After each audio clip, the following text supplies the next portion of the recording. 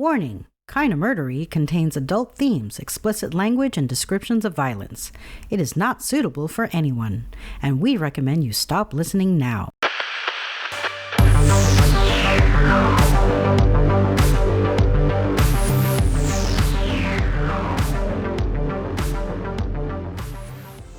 Hello everyone, and welcome to Kinda Murdery, a true crime podcast that's mostly about murder, and always about the strange and compelling stories that arise when the path less traveled twists to darkness, and those who walk its shadows surrender to violence and moral corruption. We have a perilous journey ahead, so thank you for lending me your courage and good company. I'm your host, Zevon Odelberg, and this is Kinda Murdery. You know, the information age is a wonderful thing.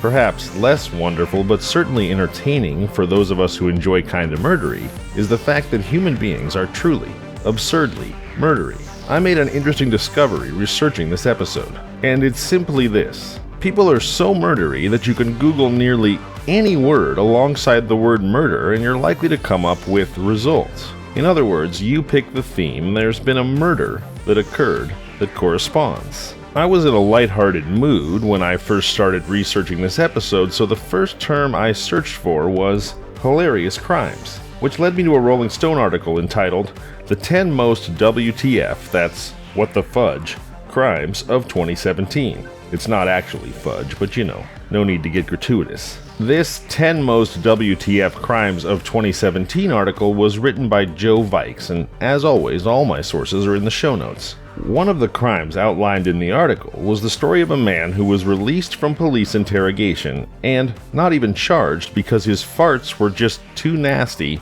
for the questioning detective to endure. That's right, set free by flatulence. But more on that later. After chuckling at this case of good fortune and bad gas, I then, on a lark, not expecting to get anything back, Googled the phrase, fart murder. And that's when I learned what I alluded to at the very top. People are so murdery that it doesn't really matter what you pair the word murder with. Somebody has almost certainly killed for exactly that reason, whatever it is. Which brings us to today's episode, where I will be uncovering what truths I can and solving what mysteries I may, as we explore a series of short true crime stories, all about the kinda murdery consequences of passing gas. Kinda Murdery's Fart Murder starts now.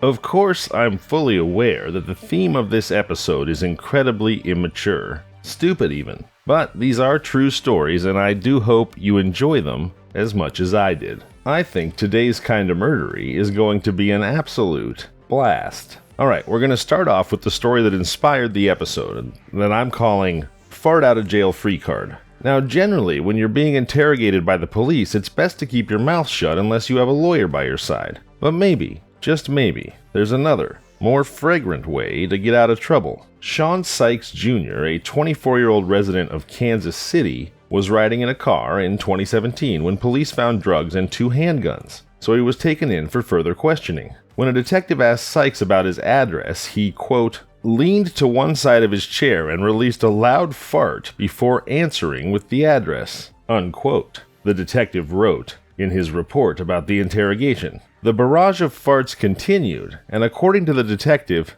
he, quote, continued to be flatulent, and I ended the interview, unquote. Though he was not charged, Sykes was pulled over 2 months later. Police allegedly found crack and a stolen gun in his car, and it seemed likely that he wouldn't be able to fart his way out of trouble a second time. So that's Fart Out of Jail Free Card. Next up, we have a series of stories of assault, attempted murder, and actual murder inspired by flatulence. And while the inciting incident in each of these cases is the same, that incident being a fart, not all these stories are as funny as their shared reason for existing. The first one occurred in 2011, in Bristol, Connecticut, where a man was being held on murder and assault charges after allegedly stabbing 4 people, one fatally because partygoers were making fun of his farts. Police said Mark Higgins, 21, left a party and returned with 3 knives, stabbing people indiscriminately, according to court documents. The Hartford Courant, quoting those documents, reported that Higgins told the police he was angry at being derided and wanted to teach people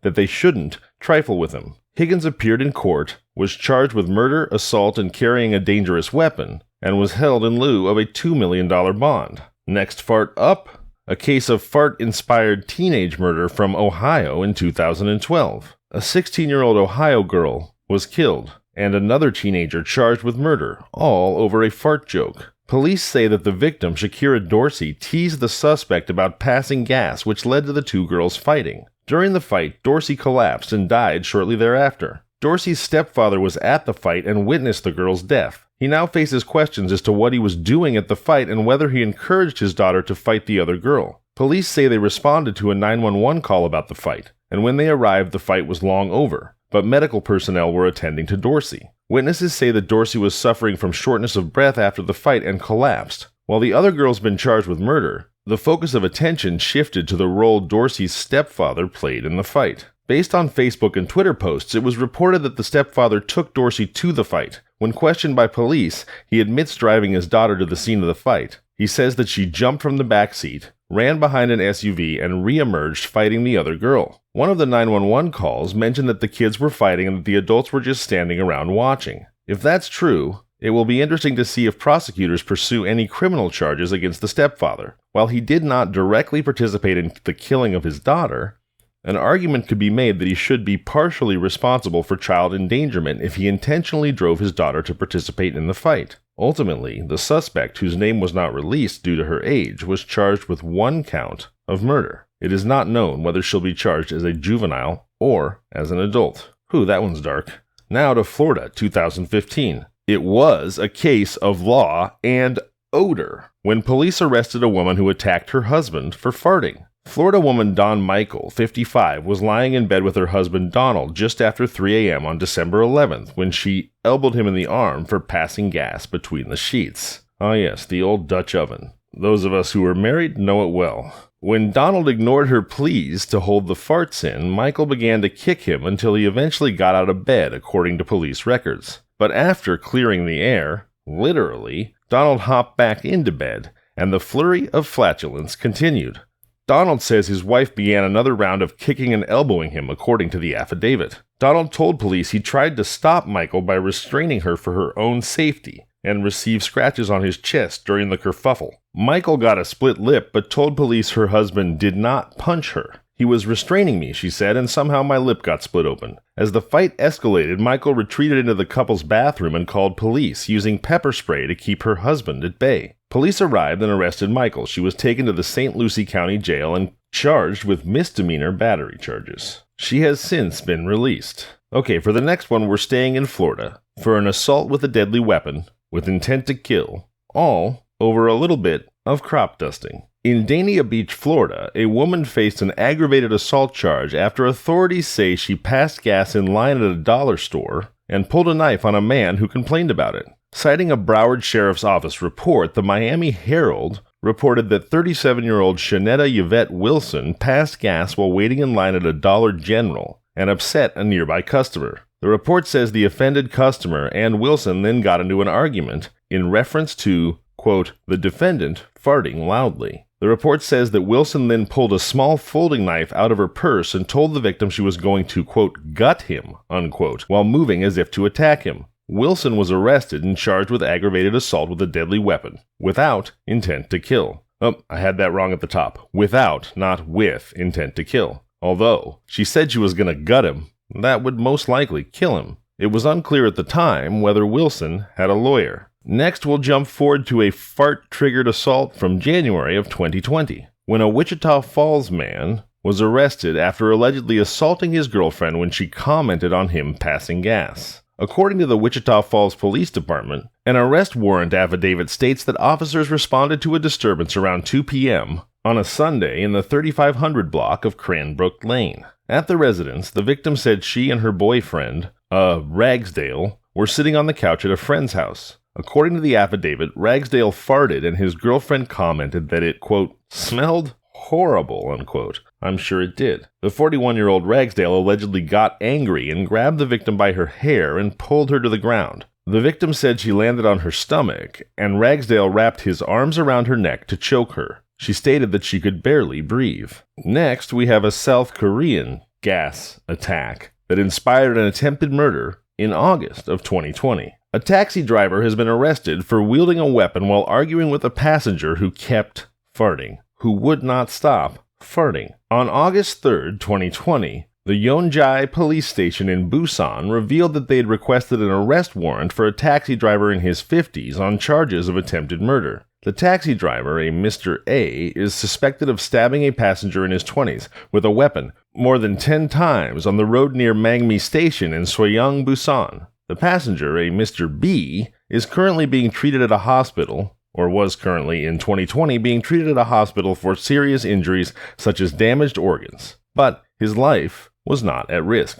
According to the police, Mr. A opened the window and warned Mr. B to be mindful of his farts, as Mr. B constantly farted during the taxi ride. However, Mr. B became offended and argued back. This is when the argument started between the taxi driver and the passenger. Now, the driver, Mr. A, had a knife used for fishing in his car because he'd kept it in order to go fishing the next day. And Mr. A then used that knife to wield as a weapon against Mr. B and stabbed him multiple, as in 10 times. Mr. A stated, quote, "I think I lost my rationality momentarily," as he admitted to his crimes. A police officer stated, quote, "We have charged him with attempted murder, not with inflicting bodily injury, considering that it was a brutal crime, including the fact that he wielded the weapon and stabbed the victim several times." I think several is an understatement if he stabbed him 10 times. Imagine we're talking about eating hard-boiled eggs instead of stabbing someone. It's not hard to imagine someone saying that they ate several hard-boiled eggs. It's pretty tough to imagine someone eating 10 hard-boiled eggs at once. So again, several is an understatement when it comes to the number 10. Alright, now that we've covered fart murder for the last decade of recent history, we're going to talk about some historical examples of the grievous consequences of cutting the cheese. The impact of great farts throughout history has not been limited to weird and disproportionate consequences, such as the triggering of widespread mayhem, death, and destruction. More on that in a minute. Farts have also wrecked political careers and destroyed social standings. A prime example of that can be seen in the social faux pas, or more like fart pas, of Elizabethan-era aristocrat Edward de Vere, 17th Earl of Oxford. Reportedly, while making a deep bow to show his respect and obeisance to Queen Elizabeth I, this Earl of Oxford exploded in a huge fart. He felt so embarrassed and ashamed that he left the country for 7 years, and when he finally came home, the Queen's first words upon his return to court were, "My lord, I had forgot the fart." Ah, that Queen Elizabeth. What a noxious wit she had. Almost as noxious as the 17th Earl of Oxford's ass. Now we go further back in time to the Arabian Peninsula in the Middle Ages to further explore the catastrophic fallout of ill-timed ass blasting. As the Earl of Oxford's fart illustrates, breaking wind in public was embarrassing in the court of Elizabeth I. However, such embarrassment pales in comparison to the social consequences of a public fart in the Arabian Peninsula. In the Middle Ages, a wealthy Yemeni merchant named Abu Hassan married one of the region's most beautiful women, and threw a lavish wedding feast to which he invited notables from near and far. As is customary, the bridegroom ate and drank heartily at the feast, perhaps too heartily, for when he rose from his seat to go to his bride's chamber, he let out a thunderous fart. Mortified, Abu Hassan turned away from the bridal chamber, headed to the courtyard, saddled his horse, and rode off into the night, weeping bitterly. It was the start of a weird and long journey and exile that would put the Earl of Oxford to shame. After fleeing his wedding, mortified at the humiliation of his huge fart, Abu Hassan ended up on the coast, where he caught a ship headed for India, landing on the Malabar coast. He eventually joined the service of a local king and rose in his service. After a decade abroad, however, Abu Hassan pined for his homeland. Finally, he snuck away and returned to Yemen. But unsure of his reception, he donned the disguise of an impoverished dervish and headed back to his hometown. Abu Hassan endured many weird and wacky adventures en route, surviving encounters with lions, enduring snake bites, and hiding from bloodthirsty bandits. Eventually, he reached his hometown, and his eyes brimmed with tears when he looked down upon it from the surrounding hills. However, He was wary of the type of reception he might encounter, and he told himself, they might recognize me. So I will wander about the outskirts and listen to what people are saying. May Allah grant that they do not remember what happened. But Allah did not grant Abu Hassan's wish. Disguised as a dervish, he wandered around his hometown for a week, eavesdropping on people on the chance he might hear any mention of his name. Finally, sitting near the door of a hut, he overheard a young girl ask her mother, "When was I born, Mama? One of my friends needs the date so she can cast my fortune." The mother replied, "My dear, you were born on the night that Abu Hassan farted." A bitterly disappointed Abu Hassan rose and immediately fled his hometown once more, this time for good. As he put it, quote, "My fart has become a date. It will be remembered forever."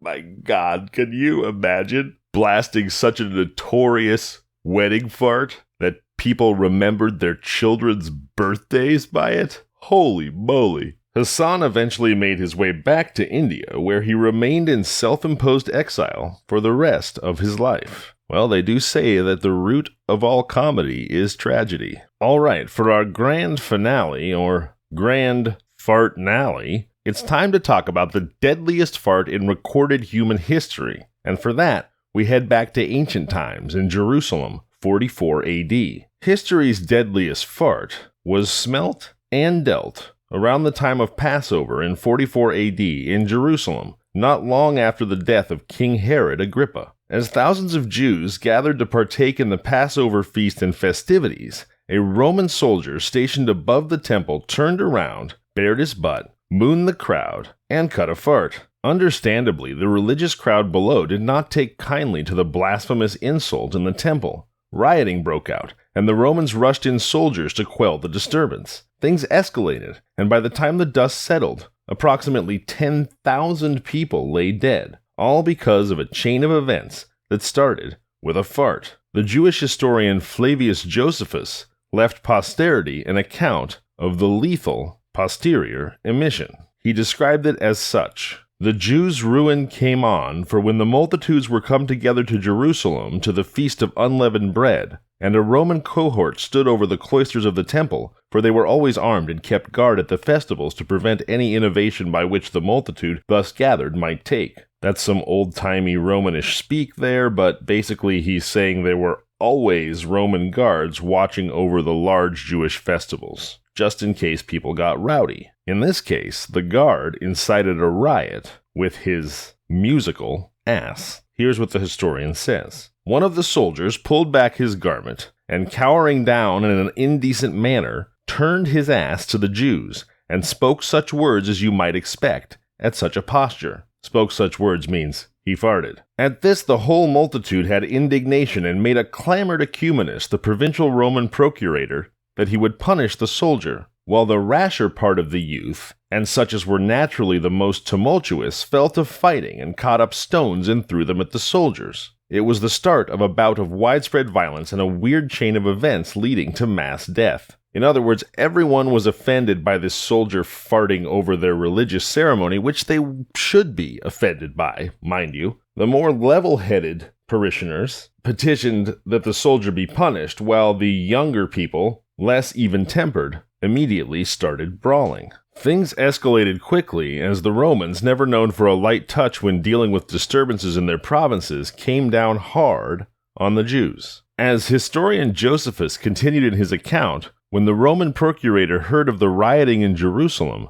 Cumanus was afraid lest all the people should make an assault upon him, and sent to call for even more men, who, when they came in great numbers into the cloisters, found the Jewish people in a very great consternation. Being beaten out of the temple, they ran into the city, and the violence which they crowded to get out was so great that they trod upon each other and squeezed one another, till 10,000 of them were killed, insomuch that this feast became the cause for mourning in the whole nation, and every family lamented. Now, in truth, this is a pretty tragic story. You had a town full of Jewish people peaceably celebrating their religious holiday. Some asshole Roman drops his drawers and blasts some ass at them while they're celebrating Passover. That is horrible, so obnoxious. And they were so offended that a riot started. Well, between the riot and the ensuing excessive force of the Romans' military response, 10,000 people in Jerusalem died.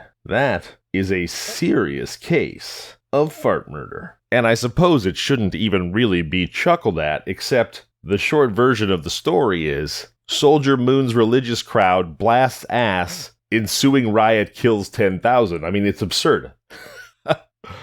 Man. There you have it, folks. That is Kinda Murdery's fart murder. Now, before I let you go, I'd like to remind you, as I always do, or often do, of the free 3-digit Lifeline number 988 that you can call anytime, 24 hours a day, 7 days a week, to receive immediate counseling for substance use, mental health, or suicidal thoughts. So God forbid, but if you should find yourself in acute crisis, please do remember to call 988. Program it into your phone now. Please do get the help that you need. And always remember that the world is a better place with you in it. Now, if you're not in acute crisis, and you'd just like to connect with someone, please do feel free to reach out to me, kindamurdery@gmail.com, or at kindamurdery on all social media. Don't reach out to me if you're in a dire situation, because I'm really not qualified to help you with that, but if you just want someone to talk to, if you'd like to tell your story of disability or other challenges, if you'd like to tell a Kinda Murdery story, don't hesitate to reach out to me.